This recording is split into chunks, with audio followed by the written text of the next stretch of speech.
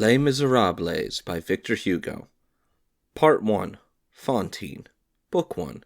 An Upright Man. Chapter 9. A Sister's Account of Her Brother.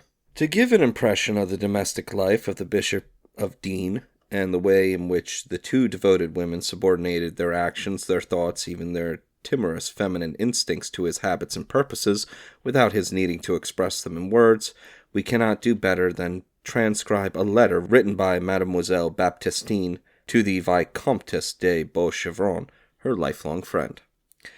Digne, 16th of December, 18. My dear Madame, not a day passes without our speaking of you. It is a habit, but now I have an added reason. In dusting and scrubbing the walls and ceiling, Madame Magloire made a discovery, and today our two bedrooms, with their old whitewashed wallpaper, would do no discredit even to a chateau as splendid as yours. Madame Magloire stripped away the paper and found something underneath. My sitting room, in which there is no furniture since we use it only for hanging up the washing, is 15 feet high and 18 feet square. The ceiling, which was at one time painted gold, has beams like yours, but these were covered with canvas when the house was used as a hospital. There is also wainscoting dating from our grandmother's time. But my bedroom is the one you should see. After stripping away 10 layers of paper, Madame Magloire came upon wall paintings, which, if they are not very good, are at least tolerable. There is a picture of Telemachus receiving knightly honors from Minerva, and another of him in some garden of which I forget the name, but it is where the Roman ladies passed a single night. I cannot describe it all. I have Roman lords and ladies, here an ineligible word, with their retainers. Madame Magloire has scrubbed it all clean, and this summer she is going to repair the blemishes and revarnish it, so that my room will be a positive museum. She also found 2 old wooden consoles in the attic. To have had them re-gilded would have cost 6 francs apiece, and it is better to give the money to the poor. But anyway, they are ugly, and I would far rather have a round mahogany table. I am as happy as ever. My brother is so good. He gives everything he has to the sick and needy. We never have enough. The winter is hard in these parts, and we have to do what we can for those in need. At least we are fairly well warmed and lighted, and that is a great comfort. My brother has his foibles, if he mentions them, is to say that is how a bishop should be.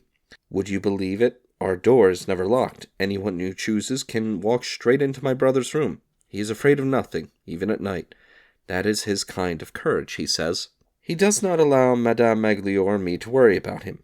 He runs all kinds of risks, and we are not supposed even to notice. One has to learn to understand him. He goes out in the rain, tramps through the puddles, travels in winter. He is not afraid of darkness or unsafe roads or chance encounters. Last year he went alone into a part of the country where there were robbers. He would not take us with him. He was away a fortnight, and we thought him dead. But he came back unharmed and said, "Let me show you how I have been robbed." And he opened a box containing all the jewels stolen from Embrun Cathedral, which the thieves had given him. I have gone with a few friends to meet him at some miles along the road, and this time I could not help scolding him a little, although I did it only when the carriage was making a noise so that no one else could hear. At one time I used to think, no danger will ever deter him, he's terrible. But I've grown used to it. I make signs to Madame Magloire not to vex him. He runs what risks he pleases. I bear Madame Magloire off and go to my room and pray for him, and then go calmly to sleep, knowing that if anything should happen to him, it would be the end of me too, and I should go to God with my brother and my bishop. Madame Magloire found it harder than I to accustom herself to what she calls his rashness. But now she has accepted the situation, and we pray together and tremble together and go to sleep. If the devil walked into the house, no one could prevent him. And after all, in this house, what have we to fear? There is always someone with us who is stronger. The devil may visit us, but God lives here.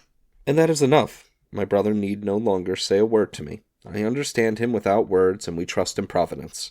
That is how it must be with a man so great in spirit. I asked him for the particulars you wanted concerning the family of Faux. As you are aware, he knows everything of this kind and remembers everything, for he is still a strong royalist. It seems that they are a very old Norman family from the region of Caen.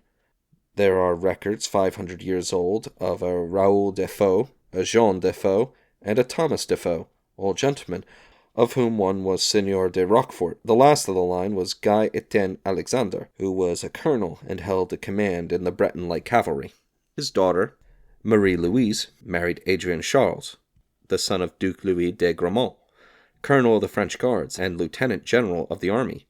The name is spelt Faux, Folk, or Folk. I trust, dear madame, that you will commend us to the prayers of your saintly relative, the cardinal. As for your dear Sylvanie, she was quite right not to waste the little time she spends with you in writing to me. It is enough for me to know that she is well and working as you would wish, and that she still loves me. I am happy to have news of her through you. My health is fairly good, although I grow thinner every day, and now my paper is running out. 1,000 affectionate thoughts. Baptistine. P.S. Your sister-in-law is still here with her young family. Your great-nephew is charming. Do you know that he will soon be 5? Yesterday he saw a horse wearing knee pads, and he asked, "What's the matter with its knees?" His small brother drags an old broom round their apartment, pretending it is a carriage and shouting, "Hup!"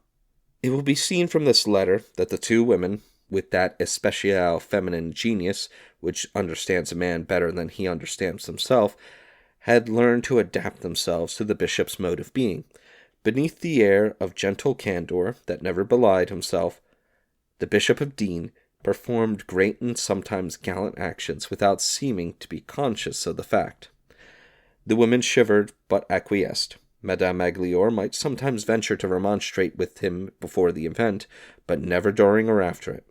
Nothing, not so much as a gesture, was allowed to distract him while the action was in progress. At times, without his needing to say it, or even perhaps being fully aware of it, such was his simplicity, they perceived that he was wholly the bishop and themselves no more than shadows in his house.